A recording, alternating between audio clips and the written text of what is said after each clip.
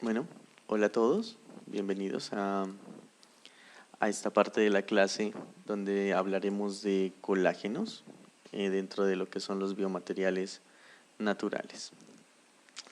Entonces, los colágenos o el colágeno es una proteína polimérica, está basada en una estructura de aminoácidos, ¿sí? Es una proteína que se va a asociar y se va a funcionalizar para que se estructure como fibra. Esta se encuentra principalmente, exclusivamente en animales y es la proteína más abundante en el cuerpo humano. Está presente en la matriz extracelular y corresponde al 25% de todas las proteínas que encontramos en un adulto. Tiene unas características mecánicas asociadas principalmente a la resistencia de la tensión, lo que le permite pues mantener la integridad celular de los tejidos y la citoarquitectura en sí, al mantener pues el scaffold, el soporte y las células posicionadas pues acorde a las necesidades de cada tejido. Juega un papel muy importante en procesos fisiológicos como la proliferación, la organización de las células en el tejido y procesos de regeneración y cicatrización. Ha tenido un potencial en el uso de desarrollos de dispositivos y de sustitutos de tejido al permitir pues encapsular diferentes tipos de células y permitiendo pues hacer trasplantes en diferentes tipos de tejido.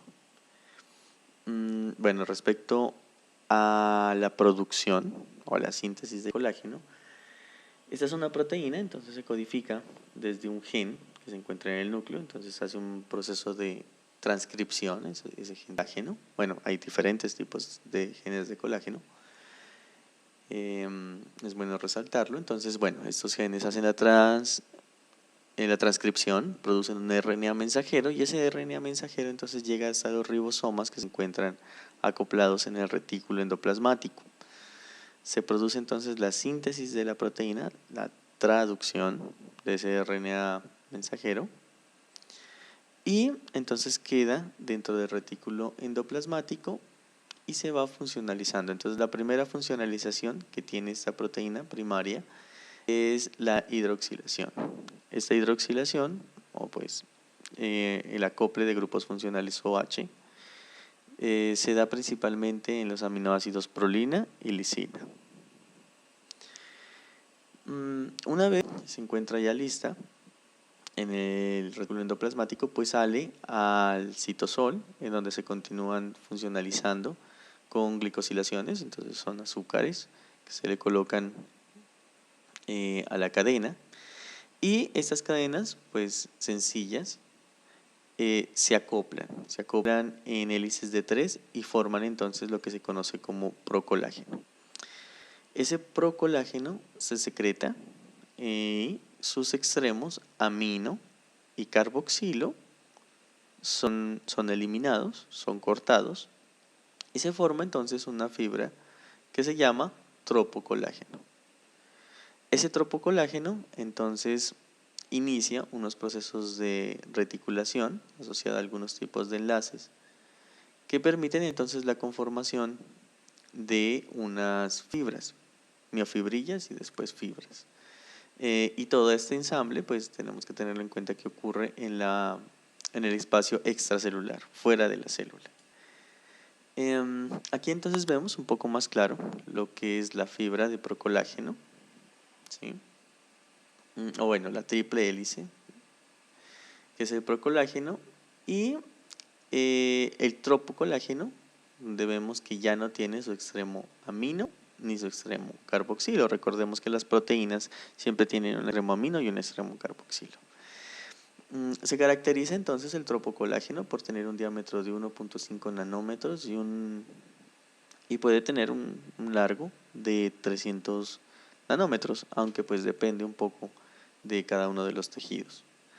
Entonces este tropocolágeno va a empezar a unir, a crosslinkear, digámoslo así, unos con otros, y se destaca pues porque lo hace a través de dos tipos de enlaces: un aldol, que es la unión entre un aldehído y un alcohol, ¿sí?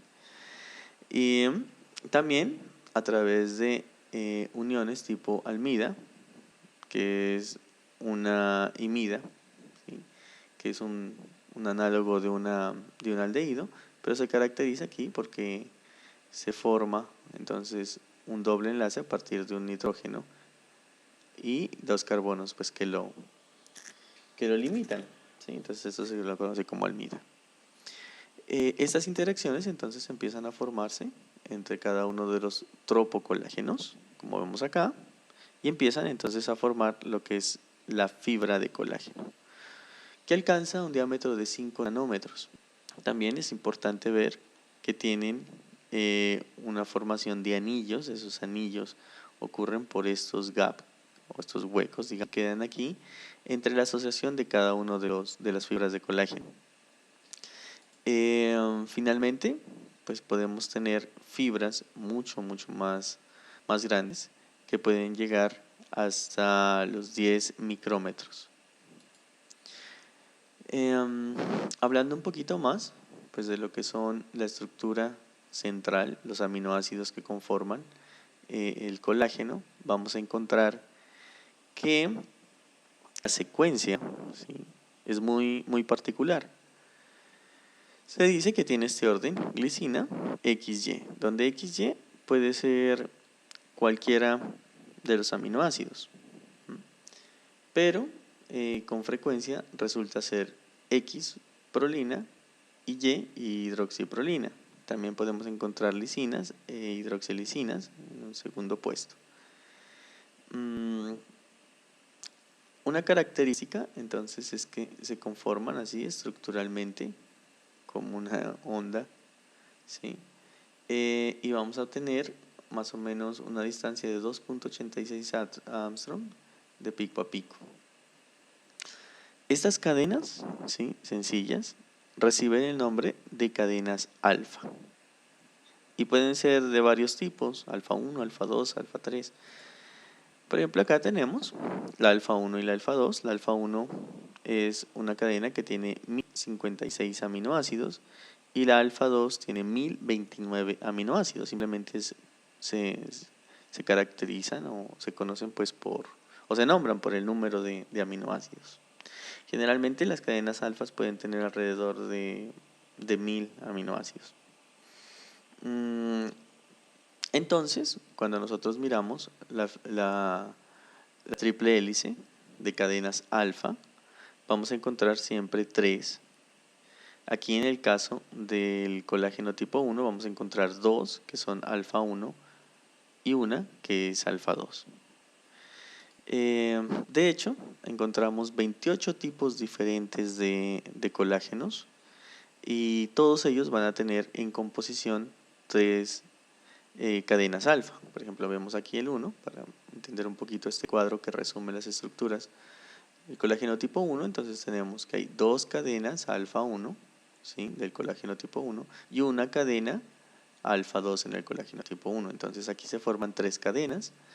Se caracteriza por tener 67 nanómetros en las fibrillas y se produce, o bueno, su estructura se conoce como fibrilla con band por estos gaps que les mencionaba.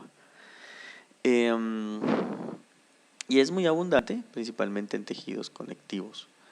Como verán, pues aquí hay una tabla resumen, ¿sí? Pero entonces cada uno de estos colágenos pues depende del órgano, de la porción anatómica que estemos analizando, y puede ser diferente tanto en la estructura en sí como en el porcentaje dentro del tejido. Por ejemplo, encontramos entre huesos desmineralizados y tendones que puede estar alrededor del 90%, en piel y cartílago entre el 50 y el 70%, y en otros tejidos que son más elásticos lo vamos a encontrar entre el 4 y el 10%, como el hígado, el pulmón o las arterias, donde otras proteínas como la elastina juegan ese papel de mantener la arquitectura, que les da más elasticidad, al contrario pues del colágeno, que es un poco más rígido, como les mencionaba. Entonces acá vale la pena que ustedes revisen un poco más esta tablita y la interpreten.